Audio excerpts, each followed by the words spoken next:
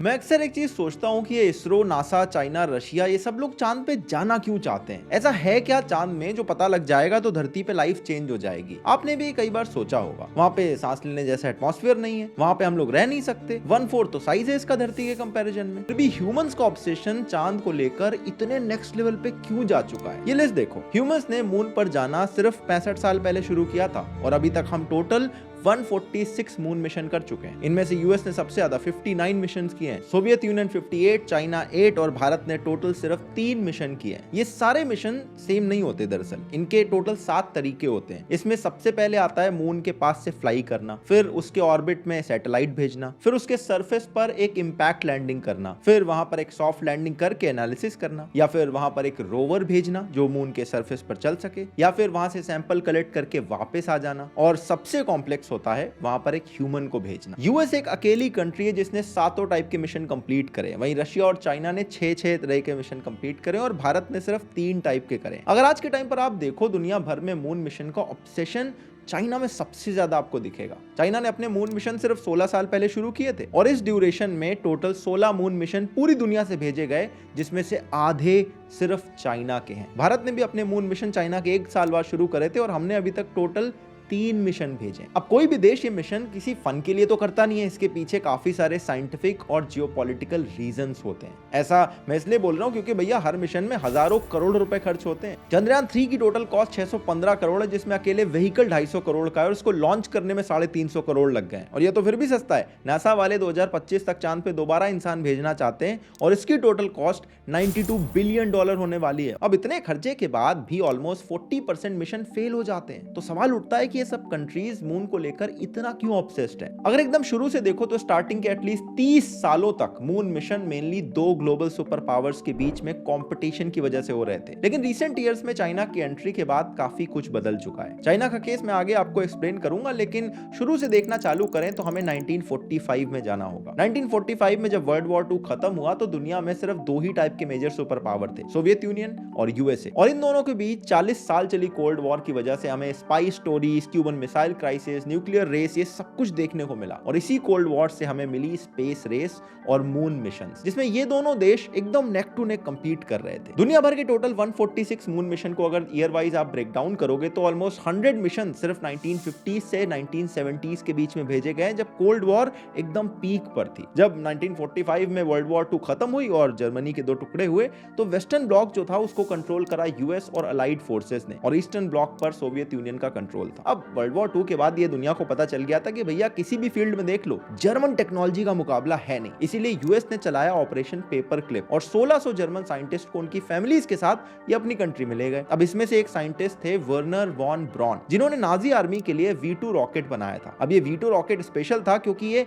As of space तक जाता था और वहां से नीचे आके अपने टारगेट को हिट करता था। और इस रॉकेट के साथ अमेरिका को लगा कि वो अपने स्पेस में जाने का ड्रीम पूरा कर सकता है। फिर 1955 में फुल कॉन्फिडेंस के साथ अमेरिका ने अपना स्पेस प्रोग्राम लॉन्च कर दिया और उधर सोवियत यूनियन ने भी अपना स्पेस प्रोग्राम शुरू कर दिया। फिर इनके बीच लग गई एक रेस, जिसकी शुरुआत में अमेरिका हारने भी लगा था। देखो, अमेरिका हमेशा से नंबर 1 बनना चाहता है क्योंकि नंबर 2 वाले को ना हिस्ट्री में कोई रजिस्टर नहीं करता, लेकिन सोवियत यूनियन ने अमेरिका को यही नहीं करने दिया। आपने अपने स्कूल में पढ़ा होगा कि दुनिया की सबसे पहली सैटेलाइट स्पुतनिक 1 थी। ये सैटेलाइट सोवियत यूनियन ने 1957 में लॉन्च करी थी। यहाँ पे अमेरिका पता है सिर्फ 4 महीने लेट था। उसके 4 महीने बाद एक्सप्लोरर 1 नाम से इन्होंने भी सैटेलाइट निकाली, इसको कोई नहीं जानता। 1958 और 59 में टोटल 14 मून मिशन भेजे गए थे, इसमें से 11 तो सक्सेसफुल हुए नहीं, और जो 3 सक्सेसफुल हुए वो तीनों के तीनों सोवियत यूनियन के मिशन थे। ये बात भी अमेरिका को कुछ हजम नहीं हो रही थी और इसके सिर्फ 2 साल बाद सोवियत यूनियन ने एक और बड़ा माइलस्टोन अचीव कर लिया। यूरी गागारिन दुनिया के पहले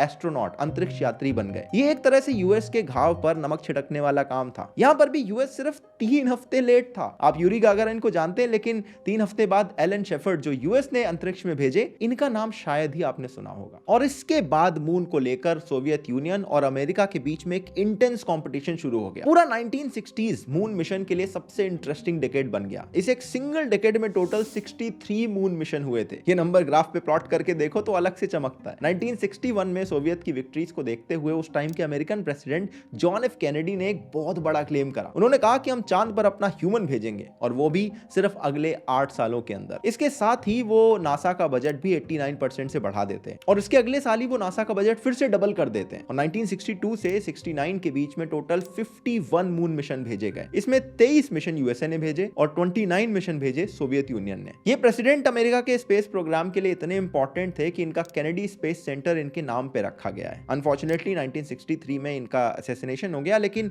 उनकी बात आगे चल के सही हुई जब 16 जुलाई 1969 को अमेरिकन एजेंसी नासा ने अपोलो 11 को पहली बार ह्यूमन से भर के चांद के लिए रवाना किया और 20 जुलाई 1969 को ये वहां पे लैंड भी कर गए और फाइनली अमेरिका ने सोवियत यूनियन को बीट कर दिया। ये फेमस स्पेस वॉर में अमेरिका की एक डेफिनेटिव जीत थी। पहली बार आदमी चांद पे पहुंच रहा था। इनका नाम आपने किताबों में खूब पढ़ा होगा, नील आर्मस्ट्रॉन्ग और बज ऑल्ड्रिन। इसके बाद अपोलो प्रोग्राम को नासा ने कंटिन्यू रखा और अपोलो 11 से अपोलो 17 तक टोटल 7 ट्रिप और लगाए इन्होंने मून के, जिसमें से सिर्फ 6 सक्सेसफुल हुए। अपोलो 13 फेल हो गया था और इस पे आपने एक मूवी भी देखी होगी, बड़ी इंटरेस्टिंग है। इन ट्रिप्स के थ्रू टोटल 12 लोग अभी तक मून पे जा चुके हैं। वहीं सोवियत यूनियन इसको रेप्लिकेट करने में सक्सेसफुल नहीं हुई। इसके बाद 1972 आते आते अमेरिका ने रियलाइज करा कि भैया मून मिशन काफी ज्यादा एक्सपेंसिव हो रहे हैं और वहां पे आदमी को भेज के ज्यादा कोई प्रॉफिट नहीं हो रहा है और ना ही स्पेस ट्रेवल एक रियलिटी बनी, ना ही मून पे प्लॉट खरीदे जा सके और सोवियत यूनियन अब इन्हें टक्कर भी नहीं दे पा रहा था, तो इन्हें इस कंपटीशन में मजा आना बंद हो गया। तो इन्होंने नासा का बजट कम करना शुरू कर दिया। आप इस ग्राफ से इस बजट के डिक्रीज को क्लियरली देख सकते हैं। फिर आया 1979 जब सोवियत यूनियन अफगानिस्तान में एंटर करता है और अगले एक डेकेड में अमेरिका और सोवियत यूनियन वहां पर बिजी हो गए। इन 10 सालों में अफगानिस्तान में काफी तबाही मची, लेकिन इस दौरान एक भी मून मिशन नहीं हुआ और इवेंचुअली 1991 में सोवियत यूनियन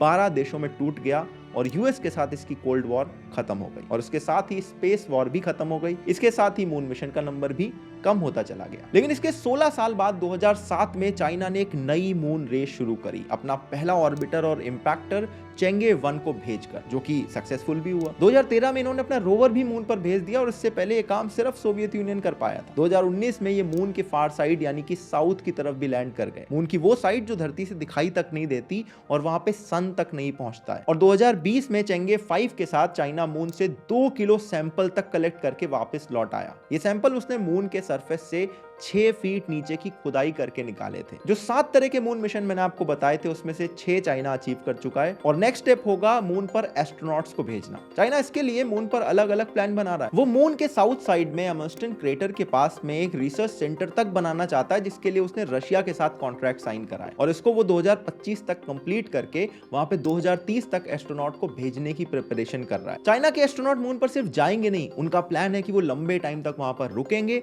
और उस सरफेस की डिटेल्ड स्टडी करेंगे। चाइना की इस मून रेस से नासा ज्यादा खुश नहीं है और उसके लोग बोलते हैं कि चाइना का स्पेस डोमिनेंस ह्यूमैनिटी के लिए अच्छी बात नहीं होगी। ये सोवियत वर्सेस अमेरिका की तरह ही दूसरी स्पेस वॉर जैसी सिचुएशन डेवलप हो रही है, जहां पे यूएस वर्सेस चाइना हो सकता है इस बार। और इसीलिए नासा भी $92 बिलियन खर्च करके अपना अगला मैन्ड मिशन मून पर भेजने की तैयारी में, और ये काम वो चाइना से पहले यानी 2025 में ही कर लेना चाहता है। अब यूएस और सोवियत वाले केस में तो क्लियर था कि इन दोनों के बीच में एक रेस चल रही थी, लेकिन अभी कोई रेस नहीं है, तो फिर चाइना मून पे क्यों जाना चाहता है? वेल, इसके रीजन भी काफी ज्यादा इंटरेस्टिंग है। पहला रीजन तो वही है जो कोल्ड वॉर के टाइम यूएस के लिए मोटिवेशन था। वो अपने आप को नेक्स्ट सुपर पावर की तरह एस्टैब्लिश करना चाहता है। चाइना ये डेमोन्स्ट्रेट करना चाहता है कि वो इंडिजिनस तरीके से रॉकेट को बिल्ड करके मून तक पहुंच सकता है, अपना बेस बना सकता है और अपनी रिसर्च भी कंडक्ट कर सकता है। और अगला रीजन थोड़ा इंटरेस्टिंग है। चाइना जो सैंपल मून से लेकर आया था ना, उसमें हीलियम 3 मिला है। ये एक ऐसा मटेरियल है जो अर्थ पर तो काफी रेयर है, लेकिन मून पर ही अच्छी क्वांटिटी में हो सकता है। और इस मटेरियल का यूज करके पॉसिबली न्यूक्लियर फ्यूजन रिएक्टर के थ्रू एनर्जी प्रोड्यूस की जा सकती है। और ये मटेरियल ह्यूमंस की एनर्जी नीड को अगले 10,000 सालों तक के लिए सॉल्व कर सकता है। अब बात करते हैं भारत के बारे में। तो हमने सबसे पहले मून मिशन शुरू किया था 2008 में। ये हमने मून के साउथ पोल पर जाकर एक हार्ड लैंडिंग करके अचीव किया था। और इस मिशन के पीछे एपीजे अब्दुल कलाम जी का एक बहुत बड़ा कंट्रीब्यूशन था। इसरो के चीफ के अकॉर्डिंग चाइना के पहले मून मिशन से भी 3 साल पहले भारत मून पर ऑर्बिटर भेजने की सोच रहा था। ये बात जब उन्होंने कलाम सर से डिस्कस करी तो उन्होंने कहा, सिर्फ ऑर्बिटर क्यों भेज रहे हो?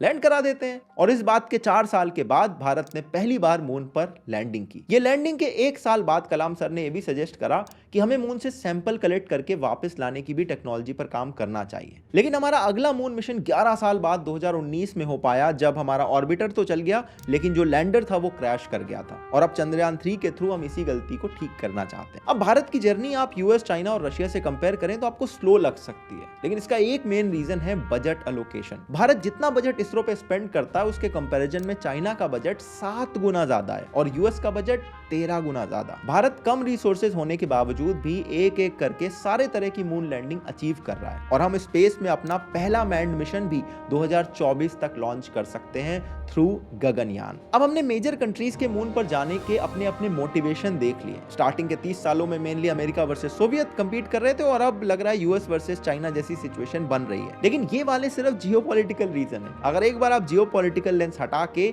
साइंस वाले नजर से देखें तो मून मिशन हमारे इवोल्यूशन को समझने के लिए बहुत ज्यादा इंपॉर्टेंट है। मून का जो जनरेशन है वो अर्थ से ही तो हुआ है। आज से 4.5 बिलियन ईयर्स अगो अर्थ पर एक मार्स के साइज का मेटेओराइट आकर टकराया और अर्थ के जो पार्ट उससे टूटे वो आपस में जुड़कर ही मून फॉर्म करते हैं। अर्थ पर उसके बाद एटमॉस्फेयर बना, लाइफ बनी, काफी चेंजेस हुए, लेकिन मून में ऐसा कुछ नहीं हो पाया। अब अर्थ में तो टेक्टोनिक प्लेट्स भी खिसकती रहती हैं जिससे जो अर्थ का पूरा सरफेस है वो चेंज होता रहता है। जो मैप आज देखते हैं आप लोग वो बिलियन ऑफ ईयर्स के टेक्टोनिक डिस्प्लेसमेंट से ही आया है। मून पर लेकिन ऐसा कुछ नहीं होता। इनफैक्ट मून के जो सारे क्रेटर्स हैं वो आज तक इंटैक्ट है। इससे हमें बिलियन ईयर्स पहले अर्थ कैसी दिखती थी, उसमें लाइफ कैसे डेवलप हुई, इन सब के बहुत बड़े बड़े क्लूज मिल सकते हैं। जो इसरो ने पहला अपना मिशन करा था वो मून के साउथ पोल पर था और वहां पर हमने वाटर के ट्रेसेस आइडेंटिफाई करे थे जो बाद में 2019 में नासा ने कंफर्म भी करे। मून का ये साउथ वाला साइड जो है इसे हम फार साइड बोलते हैं और ये हमेशा से ही इंटरेस्टिंग रहा है। सबसे पहली इसकी पिक्चर 1959 में सोवियत यूनियन ने खींची थी क्योंकि ये साइड ना अर्थ से दिखाई नहीं देता, इधर सन भी नहीं पहुंचता और इधर कुछ ऐसी डिस्कवरीज हो सकती हैं जो सिर्फ अर्थ ही नहीं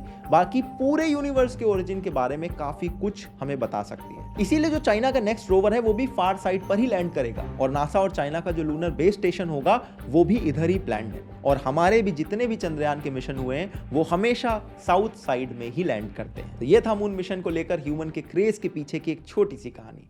आई होप आपको पसंद आई हो। प्लीज अपने थॉट्स हमें कमेंट सेक्शन में जरूर बताइए। ऐसे और वीडियोस के लिए सब्सक्राइब कर ले। मैं आपसे मिलता हूं नेक्स्ट वीडियो में, तब तक के लिए अपना ध्यान रखिएगा। जय हिंद, वंदे मातरम।